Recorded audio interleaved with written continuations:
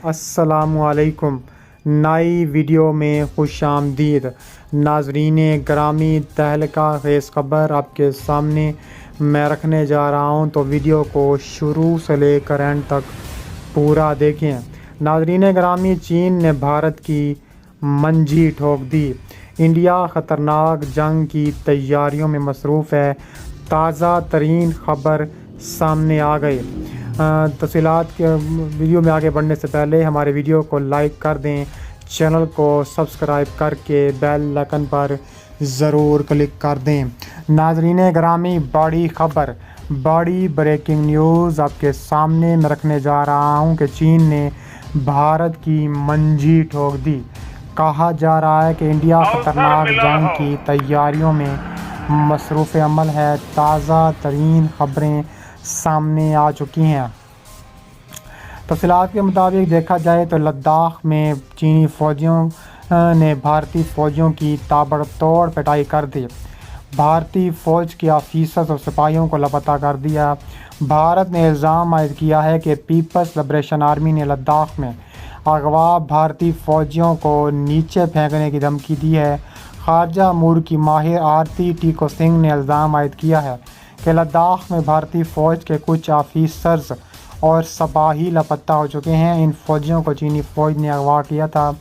آرتی ٹیکو سنگھ نے اپنے حالیہ بیان میں کہا ہے کہ لداخ میں بھارتی فوجیوں کی لاپتہ ہونے کے بعد منہ توڑ جواب دینے کے لیے بھارت کی کور کمانڈر میٹنگ بھی ہوئی ہے۔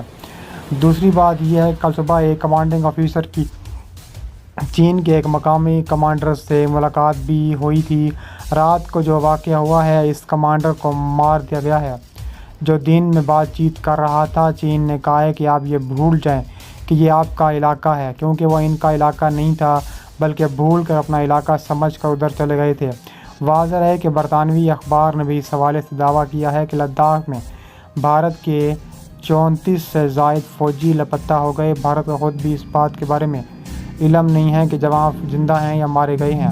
تفصیلات کے مطابق لداخ میں چینی اور بھارتی فوج کے درمیان صورتحال کشیدہ ہو گئی ہے، جس کے بعد لائن آف ایکچوئل کنٹرول پر گلوان وادی میں بھارت اور چینی فوجیوں کے درمیان شدید جھڑپیں ہوئی ہیں۔ اس دوران بھارتی فوج کے کرنل سمیت 2 جوان جہنم حاصل ہوئے ہیں۔ بھارتی میڈیا کے مطابق کشیدہ صورتحال کے بعد بھارت اور چین کے فوجی حکام کے درمیان صورتحال معمول پر لانے کے لیے مذاکرات جاری ہیں۔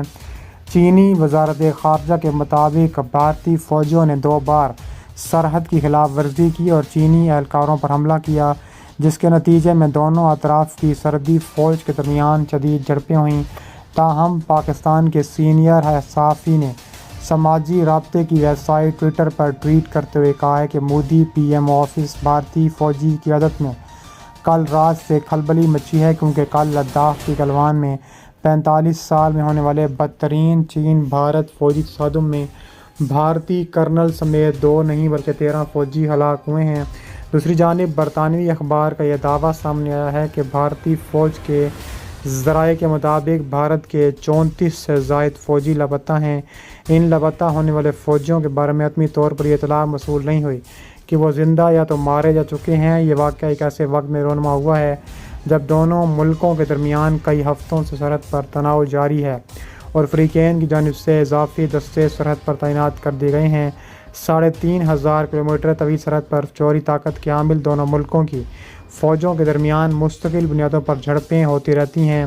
یہاں لائن آف ایکچوئل کنٹرول چین کو انڈیا سے الگ کرتا ہے۔ انڈیا اور چین دونوں اقصائی چین پر اپنی ملکیت کا دعویٰ کرتے ہیں۔ یہ وادی چین میں جنوبی شنجیانگ اور انڈیا میں لداخ تک پھیلی ہوئی ہے۔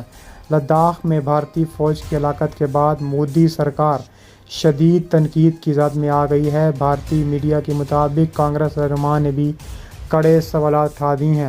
اس کے علاوہ لداخ کی گلوان وادی میں ہوئی تھی اور خطے کا امن تباہ کرنے کے لیے بھارتی عزائم کو چین نے خاک میں ملا دیا ہے۔ چین بھارت کی متنازع سرحد پر جھڑپ میں بھارتی فوجیوں کی ہلاکت کا یہ 48 سال میں کتنی بار اتنا بھاری نقصان اٹھانا پڑا۔ بھارت نے ابتدا میں 3 فوجیوں کی ہلاکت تسلیم کی تھی۔ اس کے علاوہ کہا جا رہا ہے کہ تحرک کا آپریشن ایک ایسے وقت میں کیا گیا جب اعلیٰ اونچائی کی سرحد معاملات کی وجہ سے چین اور بھارت کو تناؤ کی ایک نئی لہر کا سامنا کرنا پڑا، کیونکہ اطلاعات کے مطابق دونوں فریقین نے اپنے سرحدی دفاع کو تقویت بخشی ہے۔ اس نے بتایا ہے کہ پورا عمل صرف چند گھنٹوں میں مکمل ہوا۔